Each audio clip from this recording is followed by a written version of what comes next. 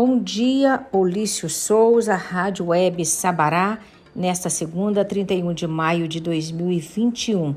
É um prazer estarmos mais uma vez aqui falando de coisa que interessa diretamente à vida das pessoas. Vamos falar da dependência química em tempos de pandemia. Sabemos que tem agravado muito a situação nesse sentido. Estamos com o médico psiquiatra, Dr. Bruno Costa. Ele é da Clínica Novos Rumos, conversando com a gente a respeito da relação da codependência familiar, que pode muito agravar a situação do dependente químico. Olício, mais de 35 milhões de pessoas sofrendo aí com transtornos associados ao uso de drogas. Dr. Bruno, chega junto com a gente aqui para conversarmos sobre esse assunto. Fala para a gente a respeito dessa situação, como o senhor, enquanto médico psiquiatra, está vendo aí a situação neste momento. Acho que o primeiro ponto é a identificação.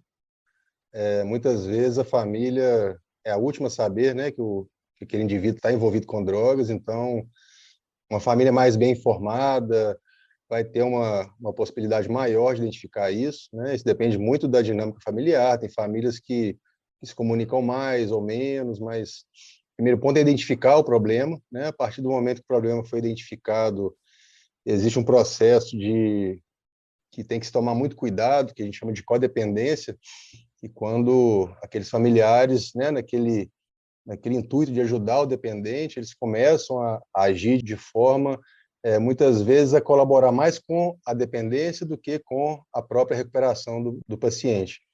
Então, são atitudes, né, que no nosso entendimento, são atitudes absolutamente de boa intenção, mas que, por falta de orientação, essas famílias acabam agindo de maneira quase que a viver em função daquela dependência, e isso cria um desequilíbrio, né, no ambiente familiar, um desequilíbrio enorme no ambiente familiar, né, a gente chama isso de codependência, e a família que consegue se orientar e buscar conhecimento acerca disso, ela vai ter uma capacidade uma melhor capacidade de lidar com as situações, né, de lidar com os comportamentos, com tudo que vem com a dependência química.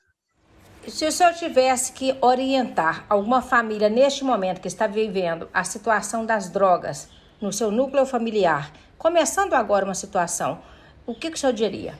Bom, primeira coisa, buscar auxílio de um profissional, né, um profissional que tem experiência nessa área de dependência química, porque é uma área muito específica dentro da saúde mental. Além disso, buscar conhecimento, né? Hoje a gente tem um acesso muito mais fácil a conhecimento, né? Tem literatura muito acessível hoje, né? As pessoas leigas, uma literatura que não engloba muitos termos técnicos e que certamente já vão ser o pontapé inicial aí para que a pessoa aprenda a lidar com a situação. Na verdade, é um aprendizado para que aquela família saiba lidar com todas as distorções de comportamentos que vêm com a dependência química, que é bem difícil, mas é possível. Em relação à própria pessoa, né? A gente sabe que hoje em dia pode-se fazer a internação involuntária. Do seu ponto de vista da situação, enquanto médico, como é que o senhor vê isso? Porque tem muita corrente que enxerga isso como uma situação arbitrária e ainda não concordando que essa internação seja feita. Mas, enquanto médico, especialista do assunto, o que o senhor diz? Bom, a internação involuntária, ela já é regulamentada desde 2001, né, quando veio a legislação específica, né, que veio da reforma psiquiátrica, e vieram mudando as legislações, porque antes aconteciam alguns abusos, então, a partir de 2001, houve uma regulamentação muito mais clara a respeito disso, e especificamente sobre dependência química, o governo atual também, né, fez algumas adequações a essa legislação, justamente ponderando a necessidade da internação involuntária em muitos casos. Eu não tenho dúvida de que a internação involuntária, em alguns casos, ela vai ser necessária.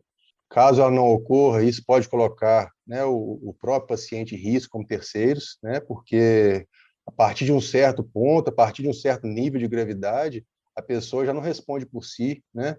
Ela já vai cometer atos que não são condizentes com a personalidade daquela pessoa, mas ela vai cometer atos de, né, de agressividade, atos lesivos contra ela mesma. Então, nesse tipo de situação, eu não tenho dúvidas, né, que a internação é é necessária. E, né, eu sei que existe, né, uma linha aí que acha que tem que esperar o paciente ter vontade, tem que esperar o paciente querer, mas o próprio querer dele, ele está doente, né? A vontade dele está adoecida, então ele não vai querer, né? Ele vai até o fim. E é muito cômodo também, né, emitir algum tipo de opinião nesse sentido, né, de que é contrário, se você não tem um problema desse em casa, né? Até que você tenha um problema desse em casa, nós já recebemos, eu me recordo de um paciente que a gente recebeu, que era um alcoolista grave, irmão de uma pessoa que militava justamente contra a internação involuntária.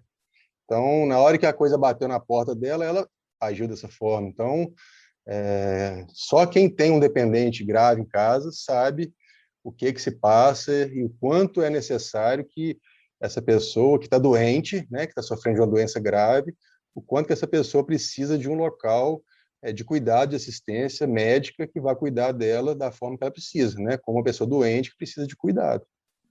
Doutor Bruno, aumentou muito o número de pessoas nas ruas das grandes cidades. Em Belo Horizonte é difícil você andar por algum corredor desses mais cheios, que você não veja uma quantidade muito grande. Isso, assim, de uns 2 anos para cá, no último ano, com a pandemia, ficou uma coisa, assim, fora do comum. Muito, muito mesmo.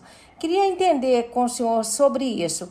O que acontece? Por que essa população tem crescido muito, na sua opinião? Olha, eu acho que um pouco tem a ver com a questão geral, né, que a gente está passando hoje, né, com a pandemia, a economia foi muito afetada, né, muita gente perdeu emprego e o consumo de droga aumentou. A gente vem falando em outros encontros, né, o quanto que a pandemia, né, trouxe esse aumento do consumo de drogas de modo geral. E acaba que essa situação de rua, né, nós já tivemos muitos pacientes que chegaram a viver em situação de rua. E falando bem do ponto de vista prático, né, que a gente ouviu, né, de pessoas que estão ali no dia a dia, teve um paciente, era um paciente super inteligente, né, ele ficou com a gente internado um tempo por causa de crack, ele vivia em situação de rua, a família, ele pediu ajuda para a família internou, que ele estava mal.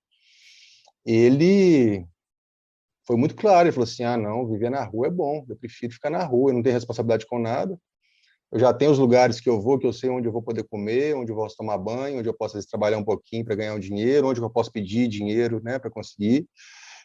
O consumo de drogas é constante, então eles acabam criando dentro desse ambiente de rua, né, escorados também na bondade, uma série de pessoas que buscam ajudar, acaba criando um ambiente que, de certa forma, favorece a isso, né? Então, eles conseguem recurso para manter esse padrão de consumo, né, que seja pedindo, que seja realizando pequenos furtos, né, eles vão se adaptando a essa situação em função do uso, né? Então, né, a gente não vê investimento. Às vezes você consegue internar uma pessoa dessa, a família toma uma iniciativa, interna uma pessoa dessa, mas ela passa a internação e não tem uma perspectiva depois, né? Ela vai conseguir um emprego depois, né? Então, isso envolveria toda uma cadeia de assistência e de oportunidade de trabalho, que a gente sabe que hoje é bem complicado, né? No país que a gente vive, com a estrutura que é o nosso país hoje, é algo bem longe da nossa realidade. Obrigado, Olício Souza, mais uma vez por abrir esse espaço aqui para gente. Vera Lima, da Central Eficaz de Notícias. Forte abraço, pessoal.